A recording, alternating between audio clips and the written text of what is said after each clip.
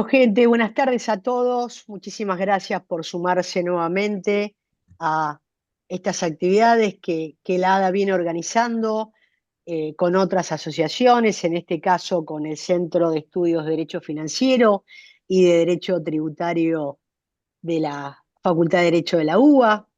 Muchísimas gracias a Horacio, a Corina, a Julio y a Estela, que, que esta tarde nos van a estar contando qué pasa con los aspectos administrativos y tributarios del RIGI.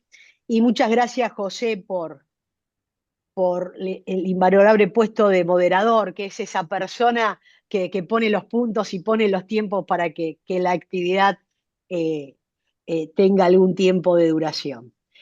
Como siempre les digo, cuando tenemos estas actividades, eh, les pido siempre lo mismo. Primero, que recuerden que las Jornadas Nacionales de Derecho Administrativo van a tener lugar en la UBA este año, el 16 y 17 de octubre. Ya a mediados del mes que viene vamos a publicitar los formularios de inscripción. Y la segunda cuestión de la que siempre les hablo es que se asocien a la ADA, apuesten a la continuación de esta asociación de más de 50 años de antigüedad, que tiene actividades permanentes y que los llama para que sean parte y que nos propongan permanentemente qué temas son de interés, qué temas quieren tratar, y nosotros simplemente nos sentamos y lo organizamos. Así que, José, todo tuyo. Muchísimas gracias. Bueno, muchas gracias, señora presidenta. Buenas tardes. Agradecemos a todos los expositores por haberse manifestado con tan buena disposición para participar en esta conversación que nos da la alegría, que es la tercera que tenemos de diálogos con el Centro de Estudio de Derecho Financiero y Derecho Tributario de la Facultad de Derecho de la Universidad de Buenos Aires. Tercera que indica que, bueno, por lo menos no nos hemos llevado tan mal en las dos anteriores y esperemos poder mantener este apacible modo de pensar el derecho en conjunto. El tema que planteamos tratamos siempre de buscar temas que nos articulen y pensamos que el RIGI era un tema que viene especialmente para exigirnos, tanto a quienes miramos el sistema jurídico desde ese costado que es el derecho administrativo, como quienes lo piensan desde el lugar de las exigencias financieras y tributarias, que podía ser un tema sobre el cual hablar en estos tiempos donde la política económica del país, las decisiones que se toman desde el Poder Ejecutivo, están impactando en mucho de las políticas económicas que habían estado vigentes los tiempos anteriores. Entonces, esta mutación, esta modificación que impacta tanto en lo que debe hacer la administración o lo que no debe hacer también, y en lo que van a tener que hacer quienes quieran invertir para obtener una serie de beneficios, bueno, estaría bueno poder charlarlos desde ya. No me demoro más y el orden que vamos a exponer y los voy a ir presentando sus currículum a medida que vayan exponiendo va a ser el siguiente. El primero va a ser el doctor Julio Rodríguez Signe, que para quienes lo conocen y para quienes no lo conocen es el fiscal de Estado de la provincia de Entre Ríos. En segundo lugar, va a exponer la doctora Corina Laudato, que es abogada posgraduada en Estados Unidos, ya daré su currículum, quien nos va a aportar una mirada desde el derecho tributario, desde el lado de la empresa. En tercer lugar, el doctor Horacio Corti, a quienes también ya conocemos bastante, director de ese instituto, con una mirada tributaria y fiscalista que trata de articularla con el tema de derechos humanos y veremos cómo el RIGI juega en esta cuestión. Y finalmente la doctora Sacristán, quien estudios bastante profundos he estado leyendo sobre esta cuestión y nos va a aportar su mirada jurídica y desde la perspectiva también de abogados que asisten a los grupos económicos que van a poder llegar o no al RIGI. Con esta presentación abrimos la exposición. Les pido que sean 12 minutos. Yo les voy a avisar cuando estemos en el minuto 10 como para que puedan ir cerrándolo. Y luego que se hagan las 4 presentaciones, vamos a tener un intercambio, una conversación entre ustedes y eventualmente con lo que pueda aportar la gente que presencia. Empezamos ya con el doctor Julio Rodríguez Signe. El doctor Julio Rodríguez Signe es el actual fiscal de, fiscal de Estado de la provincia de Entre Ríos desde el año 2013, obviamente abogado, especialista de la Escuela de Abogados del Estado de la Procuración del Tesoro de la Nación, especialista de Derecho Administrativo de la Universidad Nacional del Litoral. Ejerce la vicepresidencia actualmente del Foro de Fiscales de Estado de la República Argentina y participa de la mesa de trabajo en la redacción de los pliegos licitatorios sobre la vía navegable troncal hidrovía, designado por el Poder Ejecutivo de la provincia en representación de su provincia. Julio, además, es docente en la Escuela de Abogados de la Procuración del Tesoro de la Nación. Julio, tus 12 minutos. Muchas gracias. Bueno, muy buenas tardes a todos, muchas gracias.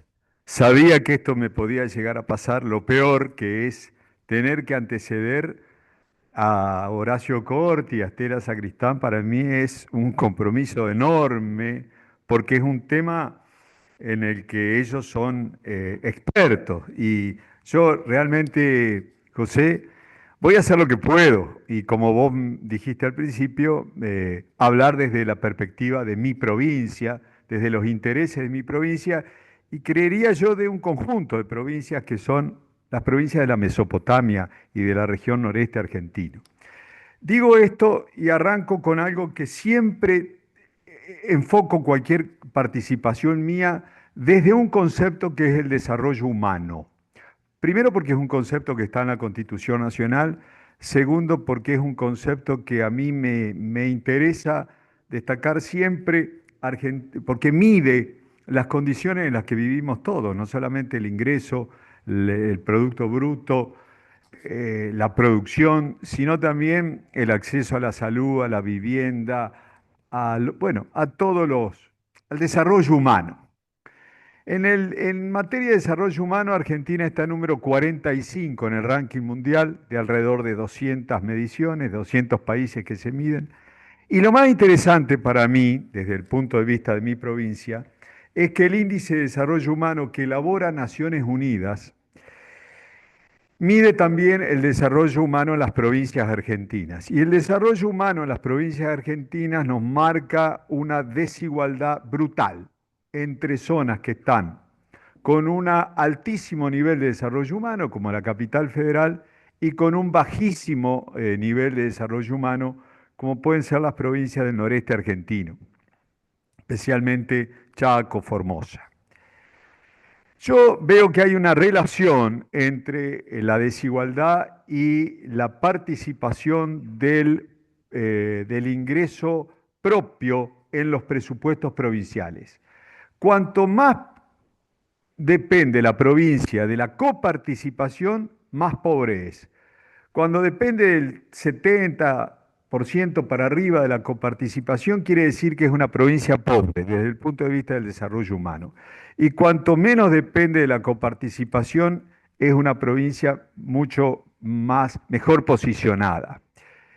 Y eso depende, yo lo que verifico y de las reuniones que tenemos con los fiscales, comparando presupuestos, intereses y demás, yo verifico que las provincias hidrocarburíferas, es decir, Mendoza, Santa Cruz, Chubut, por supuesto Neuquén, Tierra del Fuego, todas las jurisdicciones hidrocarburíferas y ahora las mineras tienen una mejor recaudación propia, recursos propios más importantes que pesan más en los presupuestos que la coparticipación.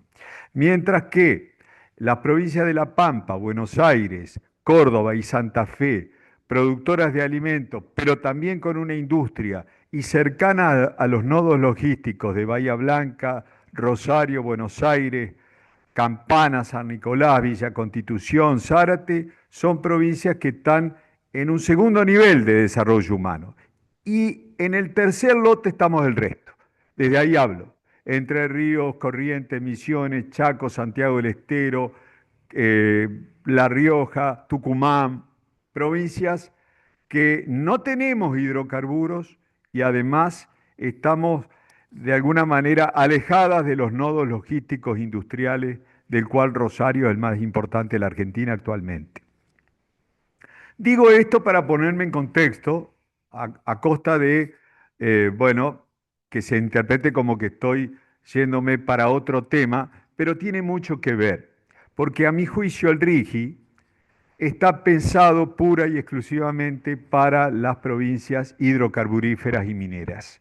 No es una conclusión mía, lo han dicho, los mismos que han elaborado la normativa lo reivindican, está pensado para la minería y los hidrocarburos.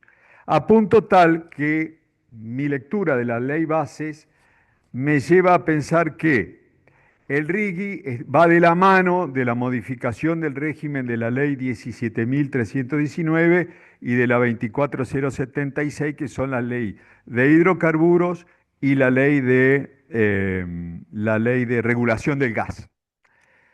Entonces, yo doy por supuesto que el régimen se conoce en qué consiste el RIGI, pero apunto a que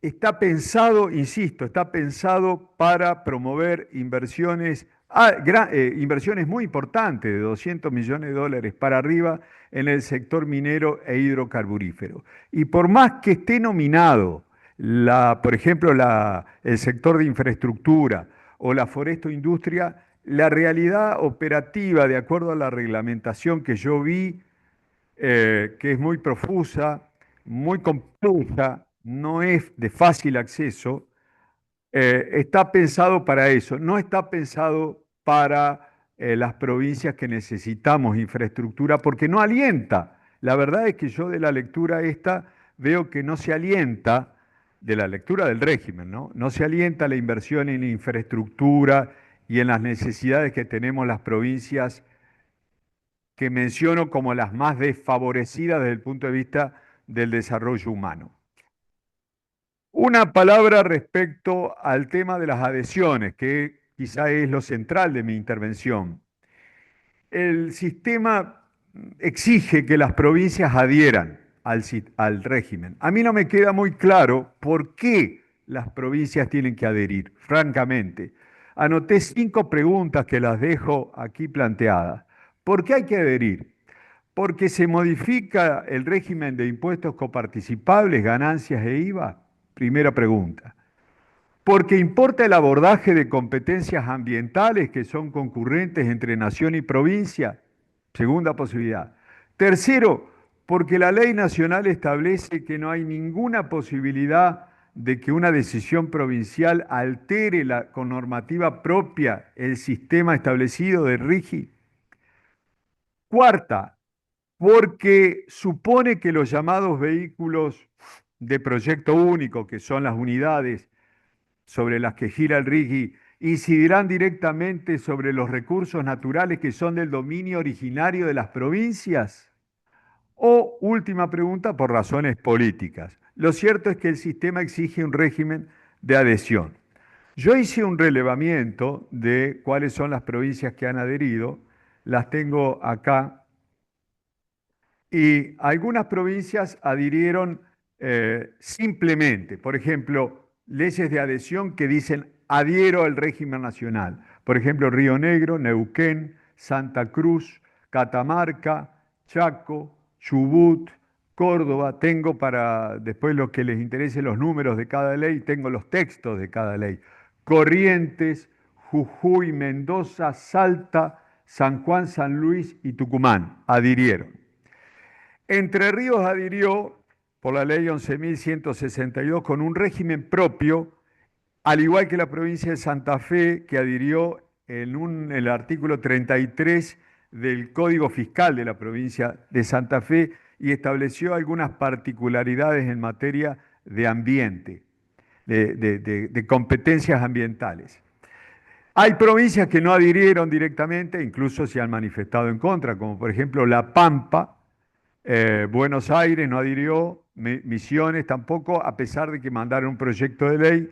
Formosa y Santiago del Estero, no han adherido. La cuestión es que las adhesiones de las provincias, esto me interesa apuntar, no alteran, no pueden alterar el sistema que establece la ley nacional. Es decir, el sistema de la ley nacional, sobre todo, establece un piso de 200 millones de dólares como como inversión mínima para entrar en el sistema, y las provincias no podemos alterar, ese piso es un piso altísimo para las inversiones que necesitan provincias como Entre Ríos, es un piso muy alto. Además no somos hidrocarburífera, no tenemos una minería de arenas y piedras nada más, no tenemos la minería a la que apunta el proyecto. Por lo tanto, mi conclusión, lo digo objetivamente, sin querer polemizar, es que el RIGI a nosotros no nos sirve. A punto tal de que la provincia de Entre Ríos eh, sancionó una ley propia, la 11.162, con sus propias particularidades, adhiere, pero con particularidades, estableciendo un sistema de RIGI entrerriano, digamos, que por supuesto recae sobre beneficios sobre los tributos provinciales.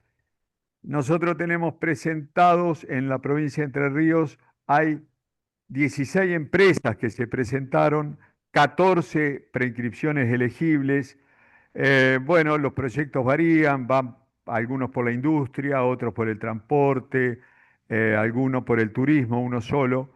Y el total, para que nos demos una idea de la distancia que hay entre el RIGI y una provincia como Entre Ríos, eh, todos los proyectos presentados en Entre Ríos, la suma de las inversiones suponen 16.662.000 dólares y 345 puestos de trabajo previstos si se diera que todos esos proyectos son aprobados. Con lo cual Julio, te estamos quedan 2 minutos. lejísimos, sí, termino ya, con lo cual No, estamos, tranquilo. sí, con lo cual estamos lejísimos de los 200 millones de dólares que exige el sistema nacional, como mínimo. Y finalmente yo calculo que es algo que los demás intervinientes van a reseñar, pero yo por las dudas lo traigo a colación. Son hasta ahora 11 los proyectos presentados para el RIGI, 2 aprobados, el de YPF de 211 millones para un parque fotovoltaico en Mendoza, y el de un oleoducto también asociado con YPF en Vaca Muerta, que son 2.486 millones. Esos están aprobados. Hay uno que entiendo que se aprobó ayer de minería, y el resto están a la expectativa. Pero en su totalidad, salvo uno que es siderurgia, que lo presenta Sidersa, el resto son todos minería, lo que convalida esta idea mía de que en realidad este proyecto le puede llegar a servir, no digo que sirva, pero puede llegar a servir para las provincias mineras e hidrocarburíferas, y en todo caso algún proyecto en materia siderúrgica para la provincia de Buenos Aires. Lo que pasa es que la provincia de Buenos Aires no adhirió, así que no sé cómo va a jugar este proyecto de Sidersa presentado por 296 millones de dólares. José, traté de ser, por Excelente, supuesto que Julio. dije el 20% Excelente, de lo que excelente. quería, pero cumplo con los 12 minutos y espero que se haya entendido lo que quise decir. Muchas Sí, sí, gracias. se ha entendido. Has dejado planteos muy, muy inquietantes que seguramente serán tomados después en la conversación al final. Bueno, Gracias. ahora vamos a escuchar una expresión desde la mirada del derecho tributario. La doctora Corina Laudato es quien va a expresarse. Es experta en planeamiento impositivo local e internacional y asesoramiento fiscal integral con énfasis en la estructura fiscal. Es responsable de la práctica del tributario del estudio Mitrani Caballero. Perdón. Luego, la doctora es egresada, aquí estamos, perdón que se chican las letras. Es egresada de la New York University, Facultad de Derecho, la maestría en Derecho con especialización en tributación internacional. Ha sido egresada de la carrera de Derecho de la Universidad de Buenos Aires con orientación en Derecho Tributario. Bueno, y ejerce la profesión tanto en Buenos Aires como matriculada en Nueva York. Doctora Laudato, tiene usted 12 minutos. Muchas gracias. Gracias, José. No sé si se está viendo la pantalla. Se Sí, ve. Perfecto, un minutito. Esto lo voy a tomar como una ayuda a memoria, solamente voy a tratar de ser breve. Primero, muchas gracias por convocarme y buenas tardes a todos. Mi objetivo es hacer un breve repaso desde el ángulo meramente del derecho tributario, que es a lo que yo me dedico, para luego quizás dejar más minutos para el debate final conforme a algún repaso que estuvimos charlando con el doctor Horacio Corti. Este nuevo régimen insertado en nuestra legislación a partir de julio de 2024 intenta generar un adelantamiento de condiciones para facilitar o hacer posible grandes inversiones en algunas áreas en particular, como las que mencionó el doctor Rodríguez Íñez recién, ¿no? Minería, energía, foresto, industria, turismo, infraestructura. Lamento el comentario sobre el tema de la infraestructura, que es uno de los que a mí más me preocupa, pero sobre eso podemos volver en el debate. Intenta generar incentivos e implementa incentivos tributarios, aduaneros y cambiarios con, yo diría, un mayor énfasis o un mayor logro de ellos en el área tributaria y aduanera. También establece estabilidad, un régimen de estabilidad de 30 años, que lo voy a comentar brevemente, y establece una serie de requisitos de estricto cumplimiento para poder acceder al régimen. Hay una ventana corta de 2 años a partir de el 8 de julio de 2026 para poder adherir. Sin embargo, el Poder Ejecutivo podrá extenderlo por 1 año más. Dejo planteado lo que establece en la legislación en el artículo 166, una referencia a los propósitos y fines, generar de inmediato condiciones de previsibilidad y estabilidad para las grandes inversiones y condiciones competitivas en la República Argentina para atraer inversiones y que la misma se concreten a través de un adelantamiento temporal de las soluciones macroeconómicas. Crear para las grandes inversiones que cumplan con los requisitos del RIGIN un régimen que otorgue certidumbre, seguridad jurídica y protección especial para el caso de eventuales desvíos o incumplimientos por parte de la Administración Pública y el Estado. Eh, el decreto 749 reafirma que se encuentra destinado a que tales inversiones se concreten mediante el adelantamiento temporal de soluciones macroeconómicas de inversión sin las cuales determinados sectores no podrían desarrollarse con el dinamismo deseado. Y acá vamos a los beneficios tributarios que, según algunos comentarios que yo estuve recibiendo, estos no son comentarios oficiales, pero lo que tendría pensado en una segunda generación de reforma es que si se dieran las condiciones macroeconómicas y microeconómicas, estos beneficios que se adelantan solamente para los proyectos que puedan adherir al RIGI serían extendidos bajo el régimen general. Entonces sería un adelantamiento de un régimen tributario especial, o yo diría, que se otorga solamente para los proyectos que adhieran al RIGI y cumplan los requisitos, y que si se dieran las condiciones en un futuro, se podrían otorgar en forma general.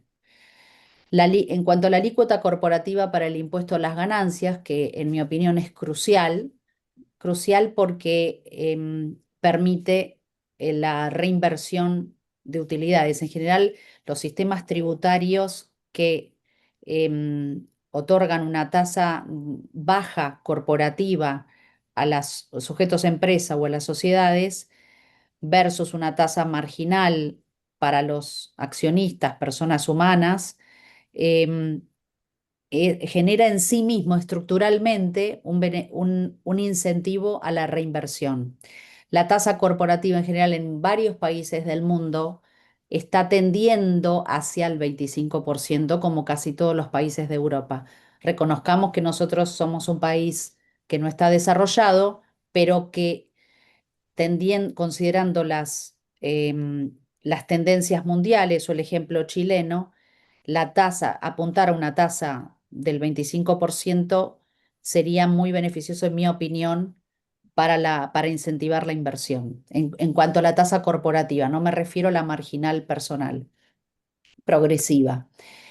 Recordemos también que esta era una tasa que estaba fijada en la 27.430 y que luego fue modificada a 25, 30 y 35 en bandas con la modificación que ocurrió en 2019, pero de 2015 a 2019 había un esquema de reducción de tasas para llegar al objetivo de una tasa del 25%. Como muchos regímenes promocionales que están vigentes hoy en Argentina, bosques cultivados 25080 o régimen de minería 24196, o como también establecieron regímenes en materia de energías renovables, se otorga a los que puedan acceder al RIGI el régimen opcional de amortización acelerada, con la ventaja de establecer juntamente la no caducidad de quebrantos. Los quebrantos son aquellas pérdidas que se generan en un ejercicio y que luego pueden ser trasladados bajo el régimen general hasta 5 años. Y en este esquema, el plazo de caducidad no tiene, mejor dicho, no tiene plazo de caducidad el quebranto, con lo cual el ciclo propio que genera estos proyectos con un alto nivel de capitalización de inversiones iniciales, donde todo en los primeros 10 años puede ser básicamente puro gasto y costo, hace que luego con la curva del desarrollo y la posibilidad del retorno se puedan usar los quebrantos en otros ejercicios, además la aclaración de que son actualizables bajo el índice IPIM. También se establece una alícuota de retención reducida a la mitad del 3,5% recién luego del 7º aniversario del proyecto. Actualmente la tasa de retención sobre dividendos es del 7%. Tenemos también un cómputo del 100% del impuesto sobre los débitos y créditos, que reconozcamos que este es un impuesto altamente corrosivo, es un impuesto que vino a establecerse en el preludio de la crisis de 2001 como un impuesto transitorio a las operaciones bancarias y terminó siendo un impuesto permanente, que a diferencia de Brasil, que sí lo sacó, Argentina lo mantiene.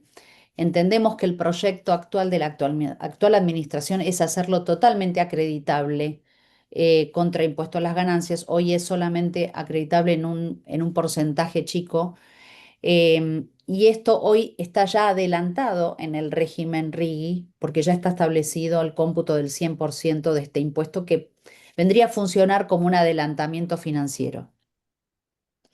Hay otros beneficios, pero no me quiero extender más del tiempo, pero tenemos posibilidad de deducir las diferencias de cambio e intereses con entidades vinculadas sin limitación durante los primeros 5 años.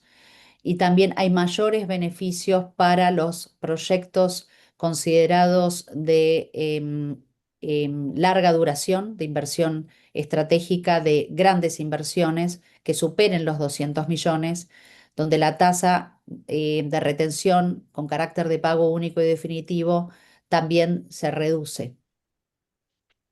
En materia de facilidad para generar el BPU, o sea, el BPU es un vehículo de propósito único que crea este régimen para que pueda mantener una contabilidad separada y segregada de cualquier otro sucursal o empresa del mismo conglomerado. Se establecen facilidades para generar ese BPU sin generar costos con motivo de la realización de los activos que típicamente son exigidos en materia de impuesto a las ganancias o de IVA cuando se crea una nueva unidad de negocios que transfiera bienes a esa sucursal o nueva sociedad. Que, 2 minutos, Sí, doctora. sí.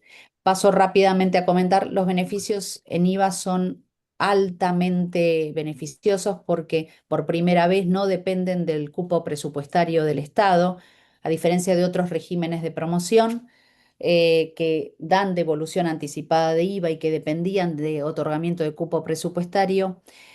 Acá los mismos beneficiarios pueden emitir certificado de crédito fiscal con cuales pueden pagar a sus proveedores.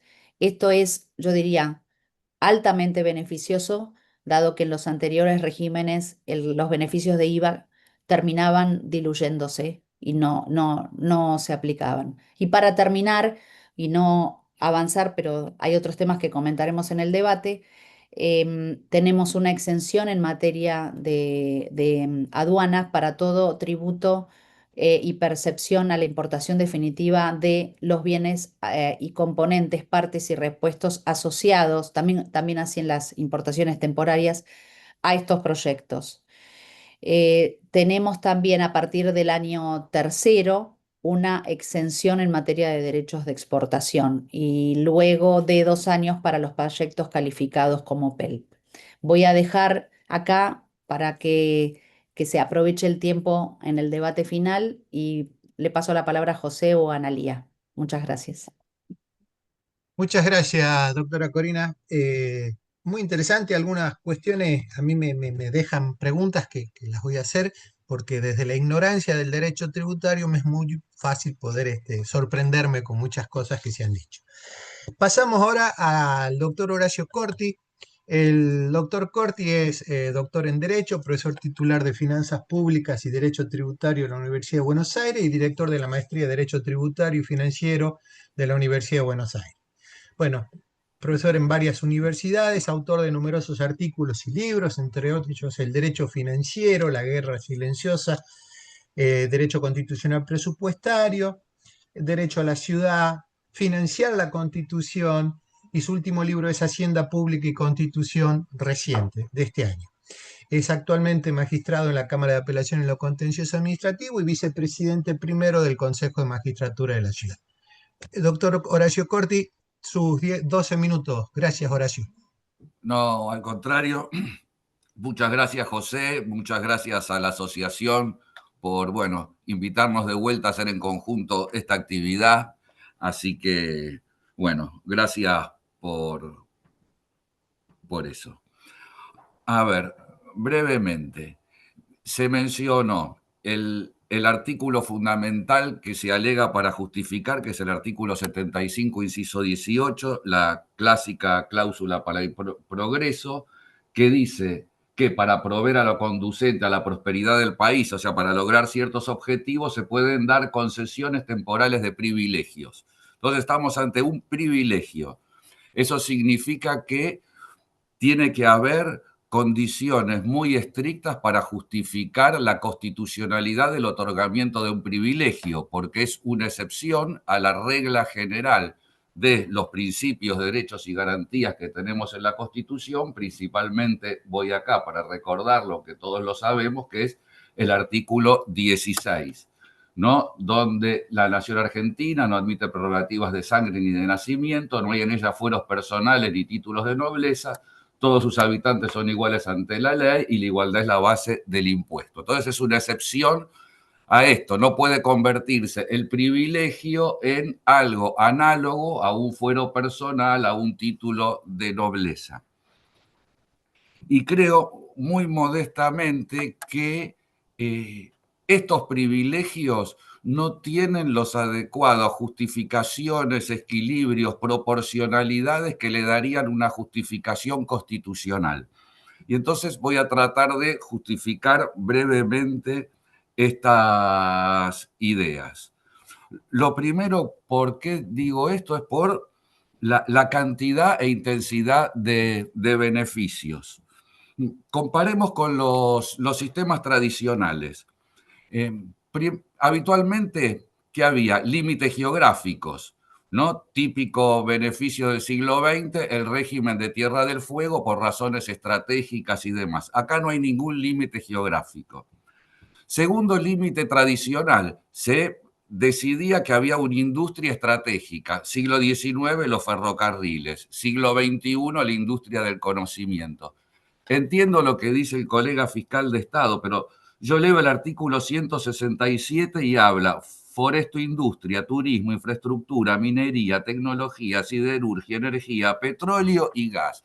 Es decir, la cantidad de vías industriales que son posibles de incluir es mucho más lo que está incluido que lo que no está incluido.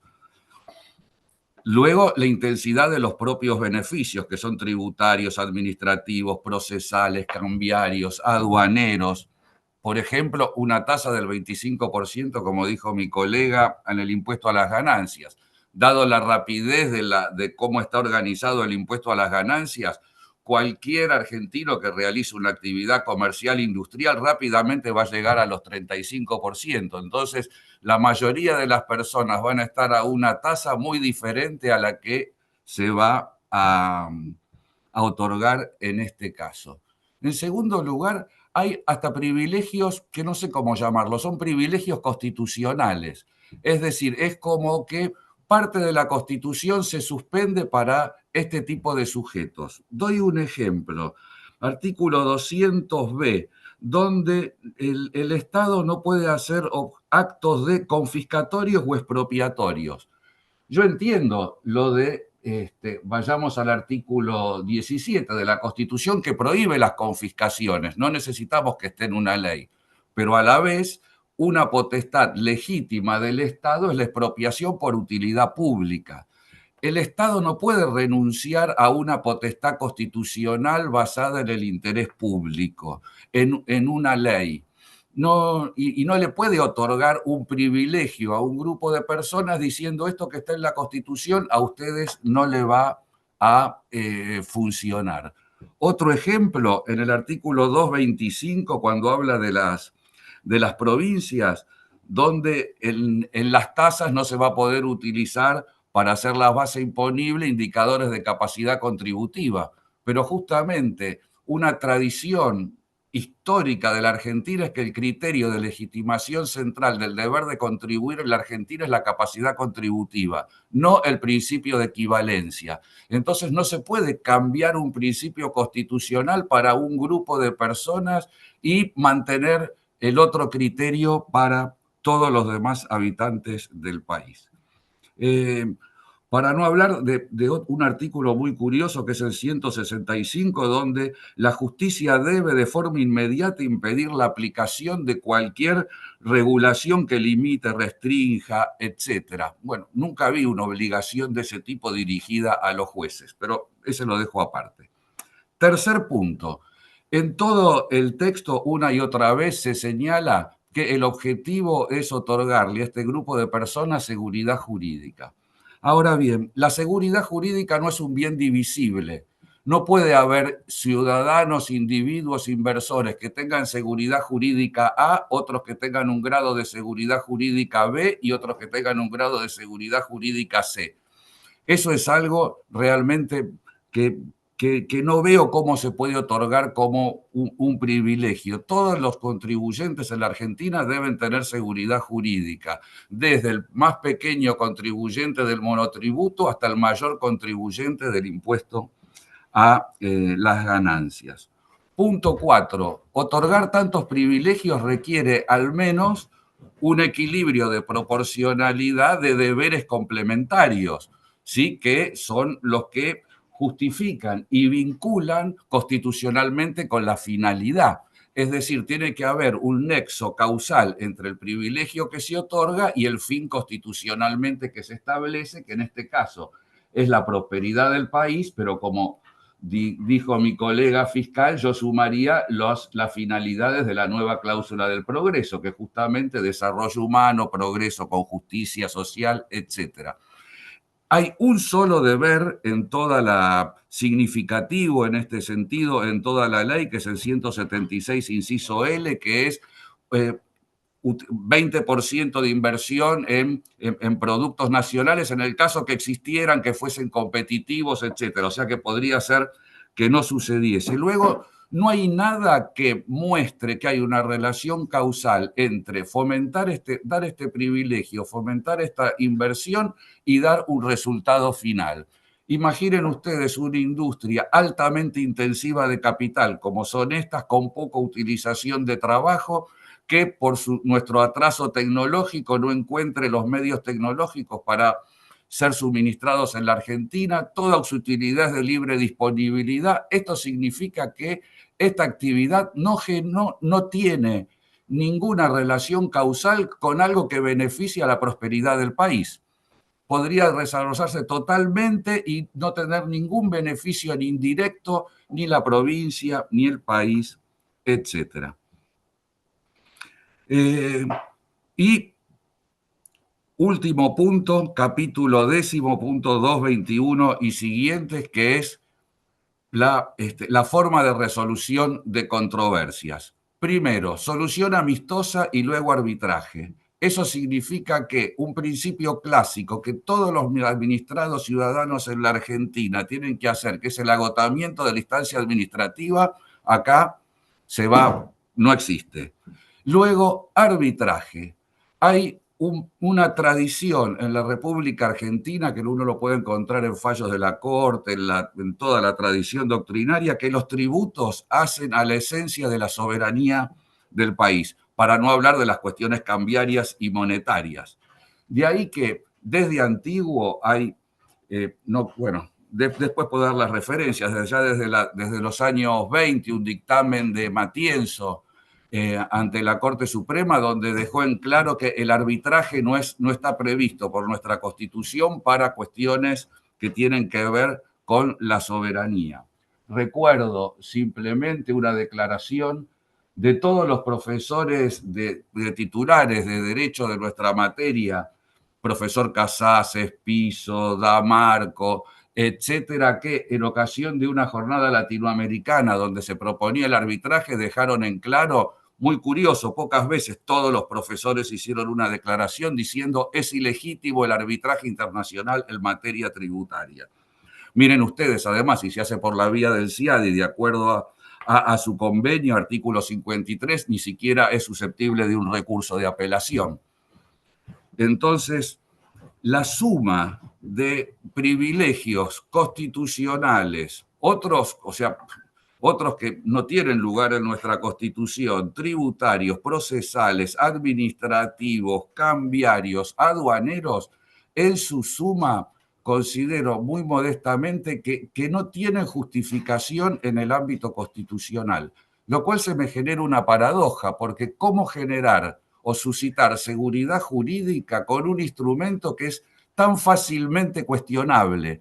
Porque no son argumentos ni muy descabellados ni muy complejos, salvo que cambiemos toda Horacio, 2 la minutos. jurídica. 2 minutos. Después, una reflexión más bien que veo que poco tiene que ver con el discurso público actual, porque el discurso público actual, como ha dicho nuestro presidente, es igualdad ante la ley, desregulación y desburocratización. Si este hubiese sido un régimen preexistente, claramente hubiera entrado dentro del paquete de cosas a desregular, porque nada de libertad de ingreso en el mercado, nada de igualdad, y se introduce un organismo burocrático fuente de corrupción. O sea, todo depende de un organismo burocrático, es decir, todo lo contrario a un mecanismo típico de la economía de mercado. Como se diría hoy en día, es una típica instrumento de la casta. Y como no me gusta ser negativo, simplemente doy el título diciendo, ahora, estas cosas tampoco se podrían generalizar, porque imaginemos que generalizar el arbitraje en materia tributaria y cambiaria sería una especie de trastorno a nuestro ordenamiento jurídico. Pero para ser positivo, ¿no? Si alguien me preguntara, bueno, pero entonces la seguridad jurídica no es importante, claro está. Creo que es importante la seguridad jurídica, la simplificación, la transparencia, la coordinación, que son todos los valores que todas las personas, profesores intelectuales que trabajamos en el derecho financiero y tributario dirían que la Argentina necesita. Y creo que si nos reunimos todos, rápidamente vamos a llegar a la conclusión de una hoja de ruta. ¿Y qué es lo primero que necesitamos para obtener seguridad jurídica? Reglas generales claras, simples, sencillas, inequívocas para todos. Es decir, un código tributario que pueda ser, ya termino la frase simplemente, un modelo para todas las jurisdicciones. Igual plazos de prescripción para todos en todo el país, iguales reglas sobre extinción de la obligación tributaria, iguales reglas de procedimiento administrativo. Eso es de verdad dar seguridad jurídica a todos los inversores argentinos con consenso y con vocación de futuro. Perfecto. Bueno, muchísimas gracias, Horacio. Picante, como siempre, interesante, porque por ese juego de contrastar la ley con los principios básicos, ¿no? Me resulta interesante. Bueno, ahora vamos a otorgarle la palabra a la doctora Estela Sacristán. La doctora Sacristán es doctora en Derecho por la Universidad de Buenos Aires, especialista en Derecho Administrativo Económico, secretaria del Instituto de Derecho Administrativo de la Academia Nacional de Derecho y Ciencias Sociales, miembro del Instituto de Derecho Constitucional Segundo Linares Quintana de la misma academia, profesora titular de Taller de Doctrina y Jurisprudencia en la Universidad de Loma de Zamora, docente de posgrado en la Universidad Austral, en la UCA, en la UBA, CEARE y otras instituciones. Recibió el premio Corte Suprema de Justicia de la Nación en 1995, autora de un libro basado en su tesis doctoral y de 260 publicaciones, y se desempeña desde el año 2005 en el sector privado, habiéndolo hecho antes en el Poder Judicial y en la Administración Pública Nacional. Doctora Sacristán, queda usted con la palabra. Muchísimas gracias, doctor Said. Bueno, buenas tardes a todos. Un honor compartir este panel con distinguidísimos colegas. Y el tema al cual me voy a referir, en realidad dentro del tema de todo lo que puede llegar a preocupar sobre el RIGI, hay dos cuestiones que estudié en detalle. Una tiene que ver con más la cuestión sustancial de la autorrestricción al Congreso, que es una cuestión un poco más extensa, como para 10 minutos, con lo cual le voy a exponer sobre otro tema que tuve ocasión de estudiar respecto al RIGI, que es el tema que tiene que ver con los plazos. En su momento se acusaron los plazos de extremadamente extensos y bueno, eso fue lo que me indujo a ver qué pasaba con los plazos, qué pasaba con la revisión judicial, el Congreso, los poderes del Estado. Tenemos que tener en cuenta que nos ubicamos acá en el plano dentro de la libertad constitucional. En esa regla de libertad tenemos esos mojones de excepción de servicio público, policía y fomento. El doctor Corti recién estaba mencionando la cláusula de la prosperidad para proveer lo condicente a la prosperidad del país, el adelanto y bienestar de todas las provincias. Hay una herramienta importantísima legislativa, que es la que habilita estas concesiones temporales de privilegios. Lo primero que yo me pregunté con respecto a esto era, bueno, ¿qué pasaba con las concesiones temporales de privilegios y qué pasaba en realidad con los antecedentes de esta cláusula? No voy a mencionarlos todos, pero simplemente tengo presente una idea que el doctor Punte señala en un artículo que tiene que ver con un proyecto de Constitución de 1825 que se preveía el otorgar este tipo de leyes que pudieran de alguna manera servir para objetivos de independencia, integridad, seguridad, defensa y prosperidad nacional. Ese es un proyecto de ley, proyecto de Constitución del 23 de enero de 1825. Dentro de ese plano podemos ver entonces qué pasa con el artículo 178 de la ley que establece que se va a basar de las garantías de estabilidad previstas en el artículo 6º por un plazo de 30 años contando desde la fecha de la adhesión.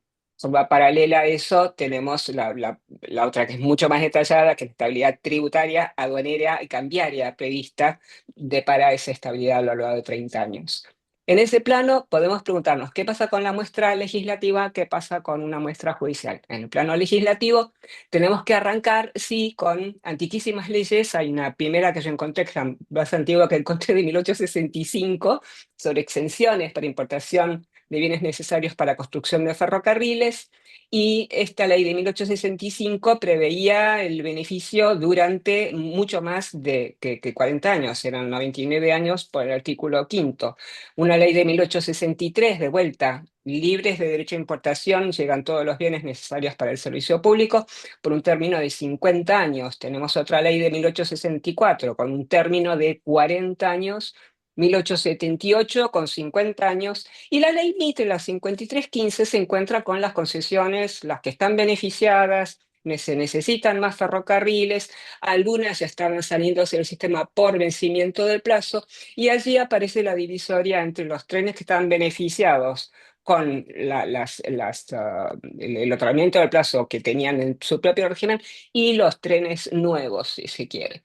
Hay otros términos temporales más de la época, una ley de 1864, 20 años, la alocación de obras para la construcción de las obras de salubridad de la capital, que también necesitaron exenciones para traer todo lo necesario para hacer esas obras de salubridad. En 1865 prevé 45 años de beneficio. Son todos estos términos que incluso en su momento la Corte convalidó. Tenemos ejemplos de 30 años o más, y voy a un poco más cerca del presente, como para que esto no parezca paleontología legislativa. La ley 24.196 de 1993 había previsto 30 años, la 24.857 de 1997 previó 33 años, con lo cual estamos delante de plazos que, si se quiere, comparando con los originarios que mencioné, son más o menos, están comprendidos dentro de lo previsible. ¿Qué pasa con la jurisprudencia de la Corte Suprema cuando revisa la cuestión de estos plazos? Acá tenemos de vuelta jurisprudencia antiquísima, que siempre los respeto. Lo que pasa es que desde el punto de vista del léxico o de la redacción, algunas veces hizo caso omiso. Prácticamente la Corte es como tímida, no menciona cuál es el plazo dentro del cual está comprendido el beneficio de la exención, y otras veces lo hace más explícito. Y después hay un grupo que nos interesa más aún, que es cuando la Corte dice directamente el plazo se venció. Me refiero al caso de Ferrocarril Central Argentino, 1897, Corte Suprema, Ferrocarril Central Argentino con Municipalidad de Villa María de 1901, Ferrocarril Central Argentino, Municipalidad de Rosario de 1906.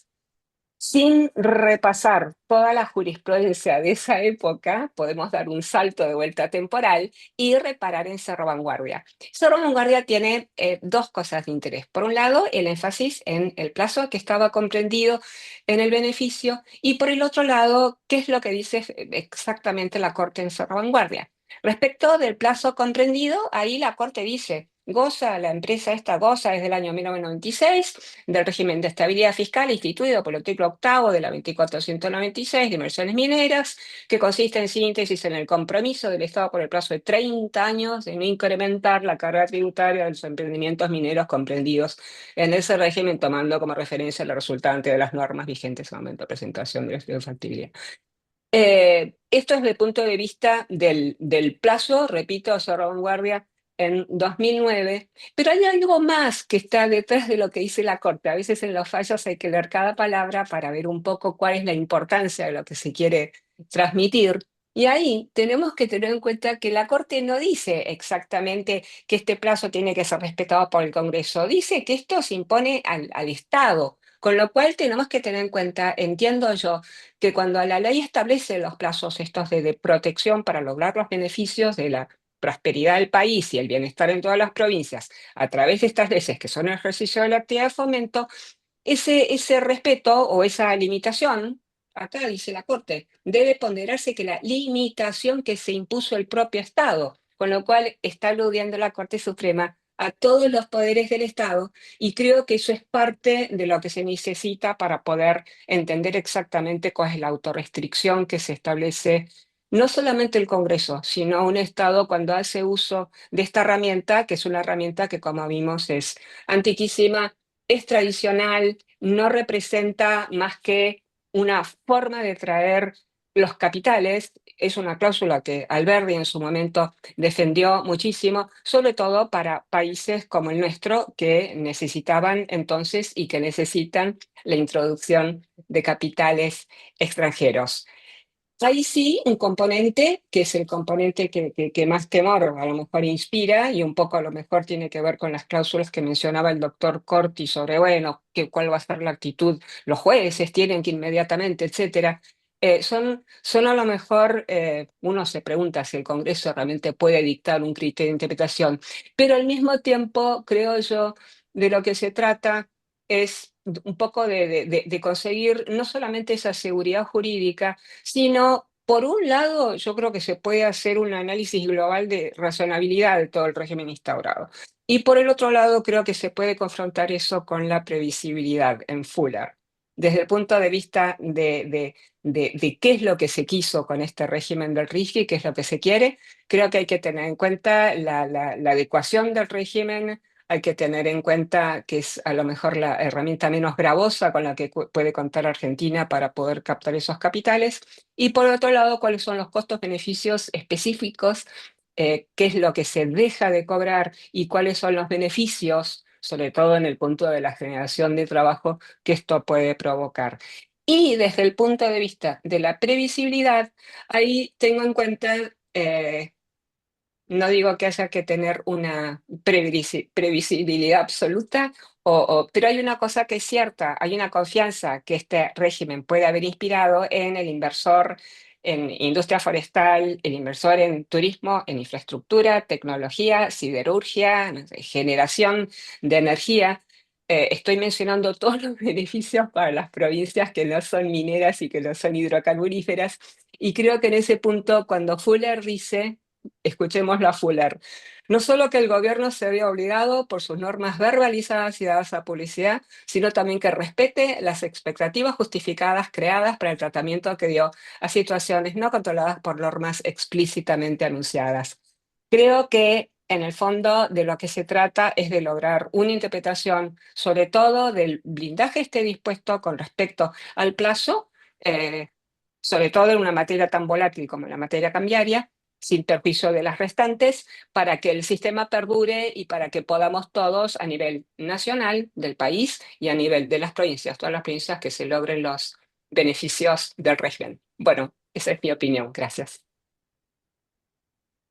Bueno, doctora, excelente. Hasta le quedaron 2 minutos que los podremos usar en el debate. Muy agradecido. También sumamente interesante este cotejo de la norma con antecedentes históricos para pensar, ¿no? También la racionalidad o no de ese elemento que ha sido considerado en el examen de la doctora Sacristán. Bueno, eh, yo creo que se han dicho muchas cosas y muchas cosas interesantes, eh, que tal vez podría habilitar una conversación entre ustedes. La primera cuestión, no sé si alguno de ustedes tiene interés en comentar, ampliar algo respecto de lo que han dicho sus colegas. Me estoy refiriendo a los expositores. Si alguno de ustedes quiere agregar algo, Julio, Horacio, Corina, Estela, de lo que dijeron los otros, ¿sí? A ver si hay alguna aclaración, complemento, discusión que quieran dejar planteada. Cuánta paz. A mí me llamaron la atención, por ejemplo, varias cosas que voy a señalar. Después tengo pedida la palabra ya por el doctor Tabarone de Tierra del Fuego y por el doctor Sánchez de San Juan. Ya les voy a dar la palabra. Había una buena pregunta que se dejó abierta el doctor Rodríguez Signe. ¿Por qué se exige la adhesión? ¿Por qué el RIGI está pidiendo, la ley está pidiendo la adhesión a las provincias? ¿Qué opinión tienen, si tienen alguna, si les despierta alguna intuición para jurídica esta cuestión. Julio hizo un planteo de 4 o 5 posibilidades, pero no sé si ustedes tienen alguna mirada a ese respecto. Yo creo que, perdón, si puedo, a lo ¿Sí? mejor, no sé si alguien más quiere contestar, pero No, yo no, creo empieza que Estela, no hay hay que, problema. por lo menos ideas para eso, se invita a las provincias a adherir.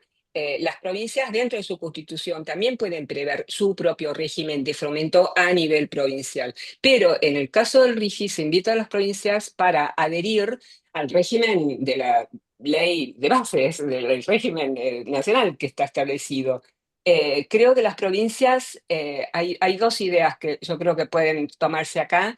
Eh, yo vengo de una provincia hidrocarburífera, entiendo que hay diferencias entre provincias hidrocarburíferas, no hidrocarburíferas, pero también hay provincias que pueden tener infraestructura portuaria y una provincia mediterránea no puede, hay provincias que pueden tener generación eléctrica y a lo mejor una provincia minera no puede, etcétera, etcétera. Hay diferentes perfiles entre las provincias. Y por el otro lado hay una cuestión de mercado. Es cierto que las provincias son todas iguales y eso es cierto, incluso los territorios nacionales, perdón, convertidos posteriormente en provincias, son provincias igual que todas las demás, pero creo que en ese plano la provincia puede adherir o no a este régimen, con las limitaciones, obviamente, porque eso se lo pide la ley, las limitaciones y condiciones que establece la propia ley. Sí, a mí me Gracias, generó Estela. la misma inquietud y claro, tal vez que Estela sí lo estudió más, ¿no? Pero mi recuerdo, pasa que uno vio los casos de ferrocarriles, ¿no? Del siglo XIX, y yo creo que aquellas leyes eran leyes federales directamente. Por eso uno de los típicos juicios que se generaron en el siglo XIX eran municipios que querían cobrar un tributo y entonces tenían el conflicto entre la empresa de ferrocarriles y el municipio. Entonces se discutía si el gobierno federal podía dar una exención local. Directamente Bueno, era, o sea, no había una cuestión de adhesión. Entonces, a mí también me parece curioso, simplemente. Estela. sí, es cierto, Horacio, lo que decías, las tasas son el rígido, las jurisdicciones locales están habilitadas para aplicar tasas por servicios efectivamente cumplidos, con lo cual están ahorrándole a la Corte revisar toda una serie de tasas, porque la propia ley establece que los municipios pueden establecer tasas por servicios efectivamente ser Bueno, prestados. yo lo que Lo que creo no. es que el autosometimiento a las restricciones que establece la ley del RI requiere adhesión para que sean vigentes en principio, para que sean parte del derecho positivo provincial. Esa es mi forma de verlo. Quizás tiene una punta importante lo que dijo Julio respecto de que la ley se introduce en cuestiones que son de titularidad y de competencia de las provincias, ¿no? De algunas provincias. Entonces, los recursos naturales son titularidad de las provincias. Y sin la adhesión de las provincias a la ley, parece difícil poder imponerle un esquema normativo que lo va a desapoderar de sus facultades y atributos por bastante tiempo. Lo mismo con los impuestos que mencionaban, ¿no? Pero no lo sé, las competencias ambientales también, porque esto excede, digamos, la ley de RIGI no es una ley de bases ni mínimos de protección ambiental, entonces me parece que está apuntando ahí, ¿no? A neutralizar todas las herramientas que le quedaban a las provincias en base a la Constitución Nacional para poder eventualmente condicionar la actividad de mercado que el RIGI quiere generar. Pero bueno, es simplemente una intuición. Eh, una segunda cuestión que quedó ahí dando vuelta. Julio dijo que el RIGI no le sirve a su provincia, de hecho saca un RIGI propio y marcó cuáles eran las áreas fundamentales. Vos, Estela, le replicás veladamente o expresamente diciendo que le enuncias todas las áreas en las cuales es posible desarrollar actividades bajo el patrón del RIGI, que para Horacio eso es a su vez un disvalor, porque entiende que la concesión de un privilegio tiene que estar acotado por distintas matrices, temporales, temáticas, finalidades, etc. Entonces, la amplitud de afines dejaría sin sustento el privilegio. Por otro lado, según vos, Estela, la amplitud de fines permite que todas las provincias se enganchen, no solo la hidrocarburífera. Pero Julio dijo una cosa que me parece que es central. La inversión mínima es de 200 millones de dólares. Y las provincias no requieren estructuras de 200 millones de dólares, requieren estructuras inferiores. Entonces, me parece que ese elemento, que no es obviamente un elemento jurídico, salvo que introduzcamos problemas de distribución solidaria de los recursos en todo el país, las políticas del 75.2, 78 de la Constitución, 75 inciso 8, pero me parece que Julio ha puesto ahí un punto, es decir, no parecería ser una ley que vaya a quebrar la desigualdad, sino que va a profundizar la desigualdad entre las provincias. Es lo que escucho de ustedes, ¿no? Por lo menos mi conclusión. No sé si alguno aporta algo sobre esto. Yo Sí, estoy con... colateralmente, nada más. Ah, perdón, Julio. Sí, No, sí. no, no, no, Horacio, dale, dale, dale, dale. No, que digo que también va a profundizar la desigualdad entre las personas, Claro. porque es como un régimen que nos dice a las altísimas capacidad contributiva la tributación tiene que ser menor, cuando es el criterio básico de legitimación de la tributación es que a mayor capacidad contributiva el tributo tiene que ser mayor. Entonces, es como se dijera, para salir de la crisis hay que beneficiar a la máxima capacidad contributiva, porque eso es lo que causalmente va a generar procesos para mejorar al que tiene poca capacidad contributiva. Pero como dije, no hay ningún mecanismo institucional jurídico que vincule un hecho con otro. Nada más. Perfecto. Si no quieren agregarse algo, abro las preguntas a los participantes. Perdón, Sí, sí, Estela. perdón, no, pero hay una cosa, es cierto lo que dice el doctor Corti sobre que cuanto más se gana, más hay que tributar. Pero al mismo tiempo hay una cosa que es cierta, esto dura los escasos 30 años que dura, que es relativamente poco. En cambio, si yo vivo 100 años tengo muchas ganancias de joven, me voy a pasar toda la vida tributando muchísimo, nada más que por tener muchas ganancias. Y si soy una sociedad y duro, no sé, 99 años, van a ser un plazo mucho más largo que el de 30. 30 es casi poco. Eso es un plazo muy tradicional, muy conservador, diría yo, como para el especial privilegio que se establece. Y creo que hay que medirlo más allá del tiempo con los beneficios. Yo creo que si el beneficio es generar fuentes de trabajo, creo que eso es lo que más se necesita en las provincias. Y un detalle más, José Luis, no sé, pero estoy pensando en cualquier red que sea incorpórea, digamos, y que pueda abarcar varias provincias, no solamente una. Yo me acuerdo Ujú. cuando se hizo en el 92 la privatización de la distribución de gas, una provincia era antieconómica, hubo que juntar provincias para dividir el país en regiones. Y podemos tener una introducción de un capital extranjero a través del sistema del RIGI, comprendiendo en provincias que más de una provincia. Creo Sí, que sí, se te puede entiendo. pasar, no Ujú, sé, ujú. Sí, sí. Tucumán no va a recibir Regionalizar la 200. aplicación del RIGI. Ahí, Exacto. yo sí también a mayor abundamiento, agregando lo que dice Estela, el crédito público en Argentina, mejor dicho, el crédito privado internacional, excepto de algunos organismos multilaterales, se ha quebrado. Argentina no tiene crédito desde hace muchos años. Argentina tampoco ha podido brindarle a los inversores que invirtieron en los últimos 25 años la posibilidad de pagar dividendos, la posibilidad de pagar intereses o servicios entre entidades vinculadas. Eso ha roto la confianza en lo que es un esquema de inversión básico en cualquier país. De no existir un régimen que con una ventana corta de 2 años para adherir, eh, que adelante y trate de desbalancear o de corregir, mejor dicho, ese desbalance. Entiendo yo que la posibilidad del desarrollo se atrasa y se extiende mucho más en el tiempo. No, no, con esto no quiero decir que sea el mejor régimen, es un régimen, podría ser perfectible, podría corregirse algunas cosas.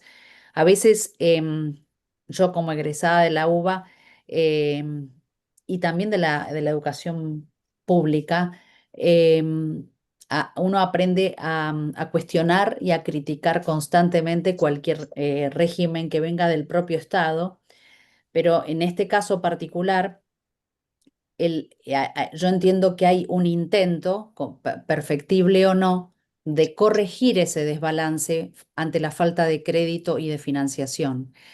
Y la posibilidad de adelantar los beneficios que de otra manera deberían haberse quizás tratado de dar de manera general, pero que obviamente el Estado no tiene la posibilidad y los recursos para hacerlo. Gracias, doctora Corina Laudato. Voy a abrir José, la pregunta a los... perdón. a- No, no, salvo... no. Respecto al piso, José, que Sí, me parece, quiero dar un dato, no una opinión. sí, sí. Eh, en el piso del RIGI son 200 millones de dólares. En las economías, en la mayoría de las economías, por lo menos de la región noreste, norte argentino, que son las más empobrecidas, es un piso inaccesible. Nosotros tenemos concretamente 14 proyectos presentados por un total de 16 millones de dólares. Es decir, los 14 proyectos suman 10. No, no estamos ni en el 10% del mínimo del RIGI. Por eso digo que no nos sirve. No porque fue pensado para otra cosa. No lo digo yo, lo dicen los que hicieron el proyecto. Y lo Que no dice la letra, grandes inversiones. Sí, pero además lo dicen quien estaba en la elaboración de este proyecto fue el ex ministro Guillermo Ferraro. Y él dijo que este proyecto estaba pensado para atraer las inversiones mineras chilenas que con el cambio de gobierno estaban complicadas en Chile. Y entonces lo piensan para la minería y lo piensan para los hidrocarburos. Y yo no digo que esté bien o está mal. Digo, es así. Y la ley base, el 55% de los artículos de la ley base están hechos sobre la base de energía y el RIGI. Está pensado para eso. Minería, energía, RIGI. Está pensado para eso. No estoy haciendo un juicio de valor. Estoy diciendo esto es lo que está. A nosotros como provincia nos hubiera servido un piso mucho más bajo, porque si no es contraproducente. La inversión se va a ir para ese lado. Y bueno, es Ah, una decisión política, pero a las provincias que estamos en la parte más empobrecida del país, no nos ayuda esta ley. gracias, Julio. Maximiliano Tabarone y luego el doctor Alberto Sánchez. Tabarone, estás muteado. Sí, hola José Luis, ¿cómo estás? Muchas gracias Bien, a todos los ponentes. Me voy con muchas más inquietudes como con las que inicié, pero básicamente me gustaría indagar un poco más en lo que dijo el doctor Corti con la tensión esta entre un régimen de inversiones o un régimen de privilegios exorbitantes, considerando un país como el nuestro que vive más en la emergencia que en la normalidad. ¿Cómo sería un punto de equilibrio, cómo se ve un desarrollo para poder generar la confianza que se necesita para que haya inversiones en términos equitativos, internas como externas? Porque daría la sensación de que garantizo a grandes inversiones lo que no le garantizo al ciudadano común. No sé si fui claro. claro o si se puede aportar algo. Sí, digo dos palabras ahora y después el otro colega, como quieran. No, no, vos, Horacio. Ah, perfecto. Eh, yo creo que hay un consenso, al menos en la materia financiera y tributaria, que necesitamos una reforma del derecho financiero y tributario, que tenga una serie de valores básicos, que es otorgar seguridad jurídica, simplificación, transparencia, coordinación, no superposición, progresividad, y creo que todos estaríamos de acuerdo en eso. Y es más, uno puede hacer, y creo que todos estaríamos de acuerdo, una mínima hoja de ruta de cómo tiene que hacerse esa reforma con consenso y para el futuro. como dije, primero un código tributario con reglas generales, administrativas, sancionatorias, sustanciales, procesales, claras, sencillas, aplicables, iguales para todos. Ley 11683, imagínense cuántas décadas tiene esa ley con tantas reformas. Un código que luego pudiera actuar como modelo para todas las jurisdicciones locales. No hay nada que hiera a la autonomía de la provincia adherir a un código donde todos los procedimientos de determinación de oficio sean iguales, toda la omisión se defina igual en todos los lugares, todos los plazos de prescripción sean igual en todos los lugares y para todos los tributos. Eso ya sería un cambio copernicano en la Argentina. Punto 2, lo doy muy sencillo. Debería pasar un Estado unitario, Horacio. No, al contrario, es un modelo que pueda ser adherido y utilizado por todas las provincias para coordinar algo que se necesita para tener un mercado único para todos los argentinos. Paso 2, ley de administración financiera, porque algo que se requiere es transparencia en el uso de los recursos públicos. Tenemos una ley de hace muchísimos años, entonces necesitamos reglas claras sobre presupuesto, deuda pública, nuevamente para el gobierno federal y que sea un modelo y una coordinación para todas las provincias. Tercer paso, ahí pensar una simplificación de nuestro sistema tributario y donde uno tiene que partir de hechos empíricos verdaderos. ¿Qué quiero decir con esto? Si partimos de la idea, la Argentina tiene la presión fiscal más alta del mundo, que es un enunciado empírico, falso, bajo cualquier definición de presión fiscal, uno no va a llegar a ningún lado, y que es aparentemente un consenso habitual en la opinión pública. Ni siquiera estamos cerca del promedio de los países de la OCDE. Entonces, lo que quiero decir es reglas generales claras que puedan ser burocráticamente aplicables con sencillez por todas las administraciones públicas, en el nacional y federal. Creo que eso, muy modestamente, es lo que puede generar. Eso puede hacerse con consenso, si uno no pone en discusión esas cosas sustanciales. Creo que todos los profesores intelectuales y profesionales que se dedican a esta materia podrían estar de acuerdo en el 95% de las cosas, y eso puede estabilizar expectativas, dar confianza y un régimen que no va a suscitar ni debates ni de impugnaciones que son contrarios a la pretensión de lograr seguridad jurídica. Gracias, Horacio. Un Perdón que agregadito te corte. nada más. Dale. Luego de eso, cuando uno tiene en claro todas las reglas generales y evalúa todas las excepciones, viene el momento de pensar qué política industrial tiene la Argentina. Y entonces ahí poner qué prioridades son racionalmente que hay que beneficiar, y ahí ver a quién se le da un privilegio. Y creo yo, muy modestamente, viendo lo que sucede en el mundo, que un país se desarrolla con ciencia y técnica. Entonces, tenemos que ver de qué manera incentivamos la inteligencia. Gracias. Alberto Sánchez. Bueno, gracias, José. Buenas tardes para todos. Primero, agradecer y felicitar a los disertantes porque en muy pocos minutos han podido desarrollar ideas muy interesantes, lo que prueba aquel dicho que dice que para hablar 5 minutos hay que prepararse muchísimo y para hablar 1 hora nada. Entonces los felicito porque verdaderamente que en poco tiempo han dicho cosas muy importantes. Yo pido disculpas porque entré 5 minutos tarde a la exposición de Julio porque no tenía el vínculo y a lo mejor lo que voy a preguntar lo dijo. Entonces, si lo dijo directamente, ni me responda para no hacer perder el tiempo a los demás y después le pregunto.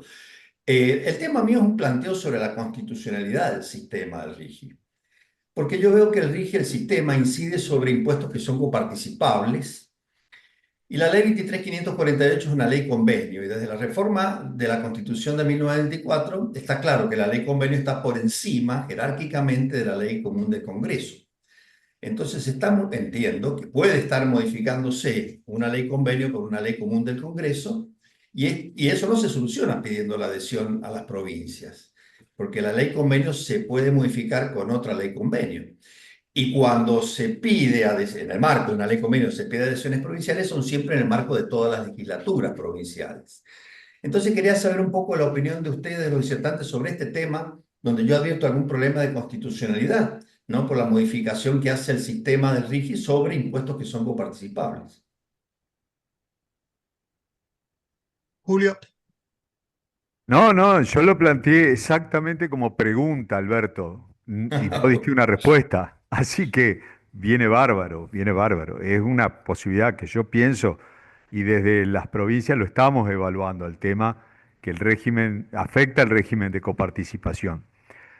Podemos discutirlo un rato, pero es una pregunta abierta y que vos estás dando una posición. ¿Alguien más quiere contestar al doctor Sánchez?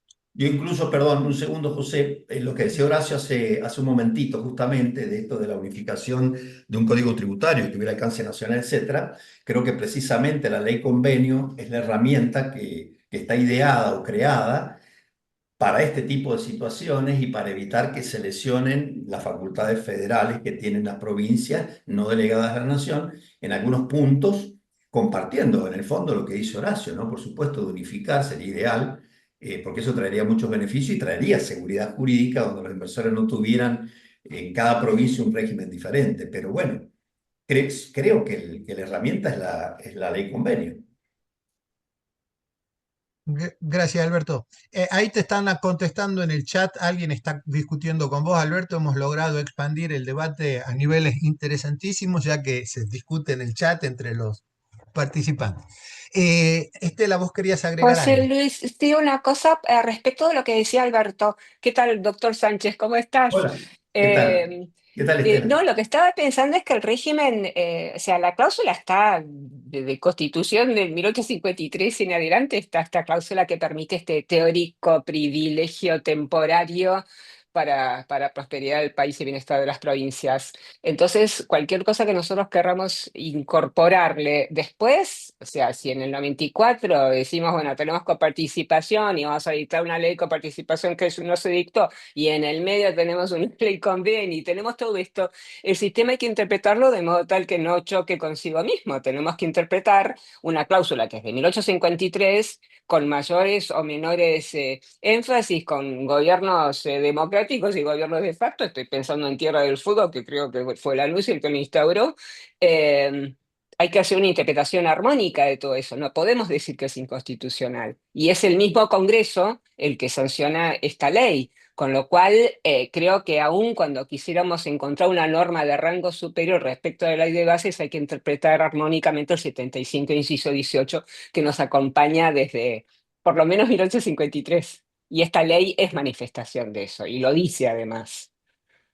Lo dice implícitamente, no, lo dice en sus palabras.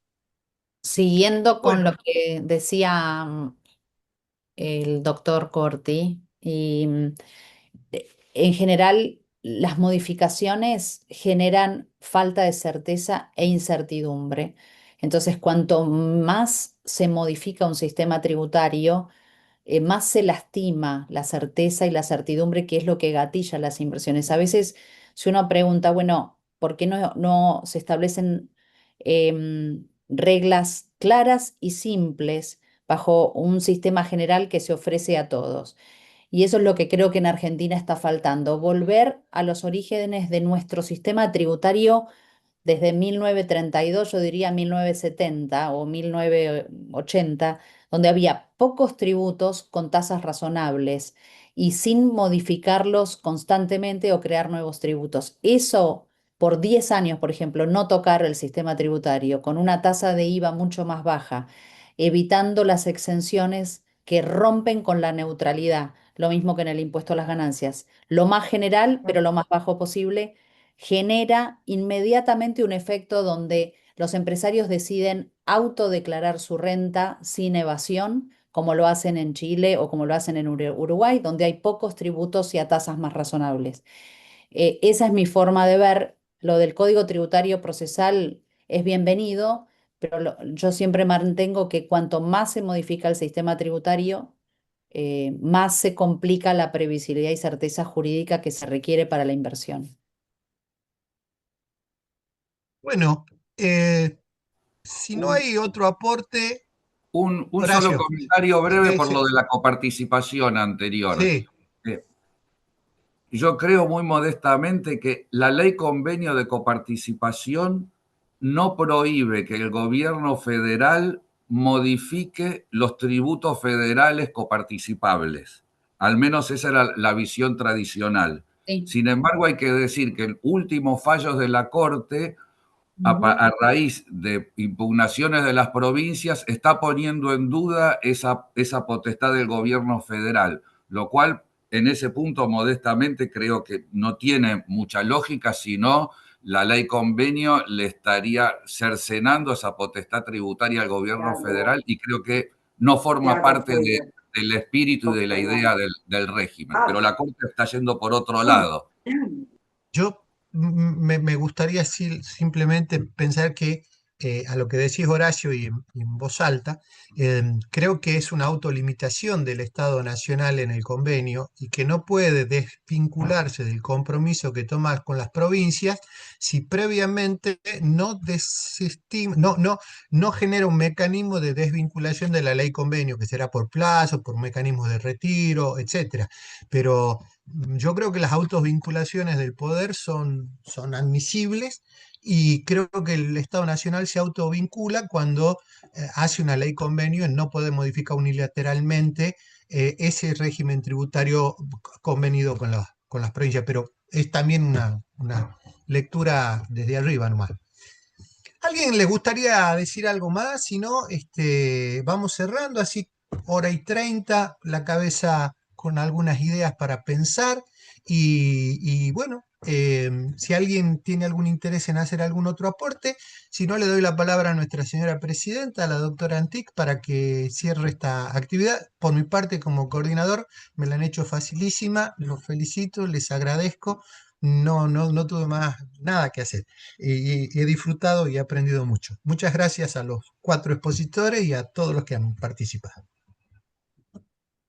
Bueno, muchísimas gracias a todos. Evidentemente el tema concita un interés enorme. Hemos escuchado diferentes posturas, diferentes puntos de vista, todos con un grado de profundidad enorme que enriquece el debate y enriquece, evidentemente es un tema en el que vamos a tener que seguir trabajando porque vimos las posturas de las provincias, las posturas de los académicos y evidentemente que es un tema, es una herramienta que por lo que hemos escuchado tiene sus bemoles, pero también pareciera vital para la época. Estaba viendo algunos comentarios que también venían del chat.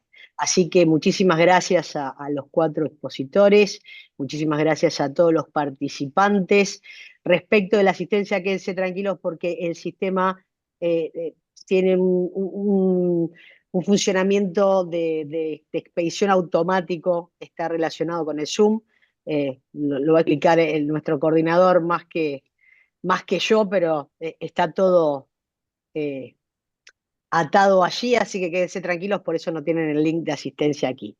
Así que bueno, hasta la próxima, gente, y no se olviden, participen en las jornadas nacionales, va a haber una apertura para participaciones por fuera de los invitados especiales y asóciense a la ADA, ayuden a que esta asociación sea más grande y más amplia. Y sumo federal. algo más, Anita.